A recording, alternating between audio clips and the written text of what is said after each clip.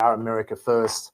And also, if we look at Russia and Putin, I mean, Trump, seems to, want, I guess, peace with Russia. I don't see any reason why America needs to have an enemy in Russia. I don't see Russia's ever been, aggressive towards America, and I think they can both get along. Your thoughts on that? Do you think Putin and Trump can have a good relationship? Well, I think Putin's a thug, but I also think Russia's GDP is somewhere between Canada's and maybe France's. So they're not the world power they once were.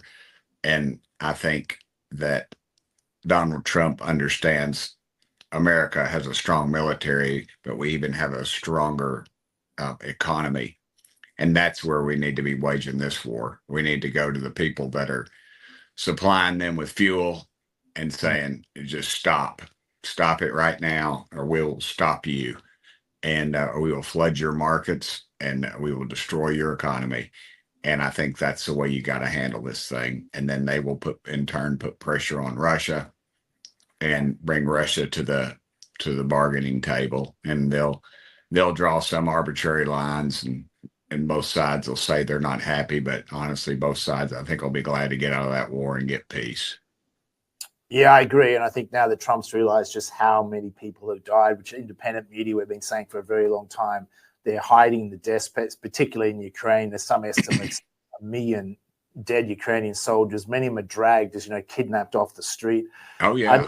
One of the worst, people don't realize just how bad the war is in comparison to, with drones, etc. It's kind of, Terminator, days with drones can blow up tanks. I mean, the world has changed. But let's move on to obviously the border issue was, one of the biggest issues that, Trump's platform run on. From what I heard, I think they've, let me just see here. I think he has sent a heap of border guards. Trump is planning to deploy an additional 10,000 troops to the southern border to address the border crisis. And I think they've started, is that true, started deporting some illegal immigrants already. Yeah, and some of them are self-deporting. They realize that they don't want to fool with it, and it's slowing down the numbers. But, we've had over 14 million in the last 4 years. We know we have terrorist organizations. We have Chinese communist spies. We have members of the Taliban, for goodness sakes, that have entered our borders.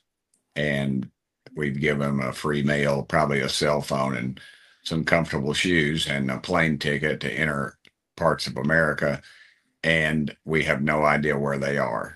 And so it's going to be and the news will do what the news does. They'll show some poor mama crying. But where was the news when we were discussing 300,000 children that had disappeared? It's bogus, and it's wrong, and it will never be right. Yeah, I agree. And any nation that has respect has strong borders. There's nothing wrong with defending your borders. It's one of the primary goals of what actually a military should be doing, not interfering in other foreign borders. That's nothing to do with it, but defending their own. I think that would be a welcome change for America. But also the cartel issue is becoming big. I think a lot of those illegal cartels have probably been crossing the border. How do you think that's going to play out? Because America probably doesn't want to get sucked into like another Vietnam on its, in Mexico. And then there's so many different cartels that control different parts of Mexico. So that's probably going to be a difficult one to deal with. Yeah, it will be. And a lot of the child trafficking is involved with that, and the drugs and the fentanyl that comes in manufactured in China, and then it's brought into this country. I think that you'll see a lot of that turning around.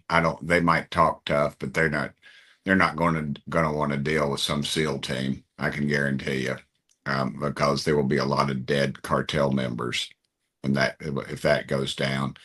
And I think eventually Mexico will have to either police itself or just turn itself over to fully being run by cartels. Because you got to realize there's some areas of the border that are completely controlled by cartels. Where they found out there was members of cartel members that were on city councils in Los Angeles and areas like there in California, excuse me.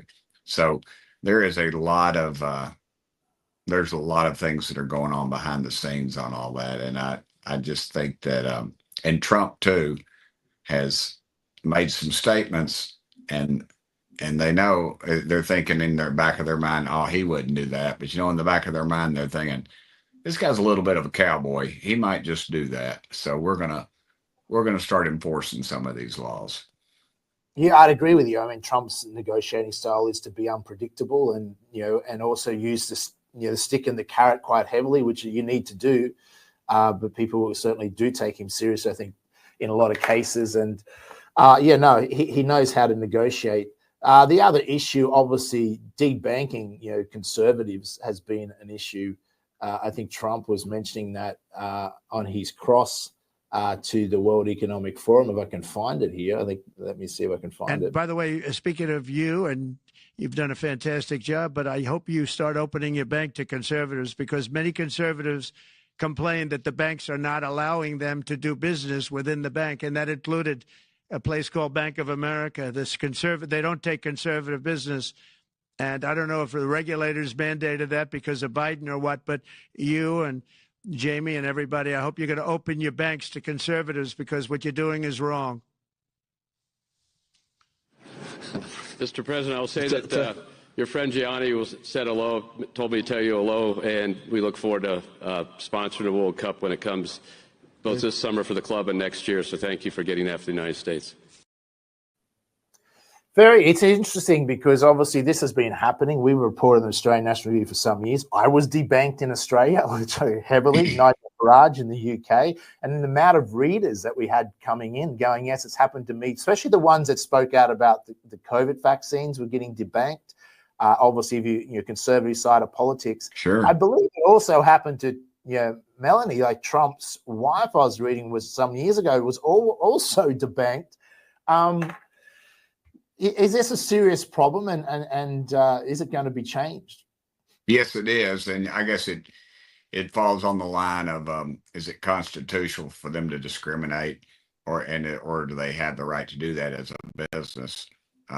So I think you're going to end up in court cases like that eventually. But I think it's just wrong just to open your dadgum business up. As long as they're conducting a legal business, it's recognized as a legal business, they ought to be able to do business with the bank.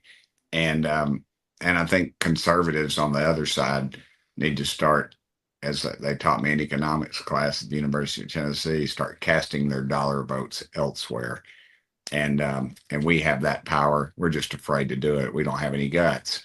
The left and smaller groups will do those kind of things, organize boycotts that don't amount to anything, but the publicity is such, and they fold. So I would think at some point we need to stand up for what's right and do the right thing, and tell these people they're not going to be doing business anymore, and we're not going to do business with them if they don't start acting right.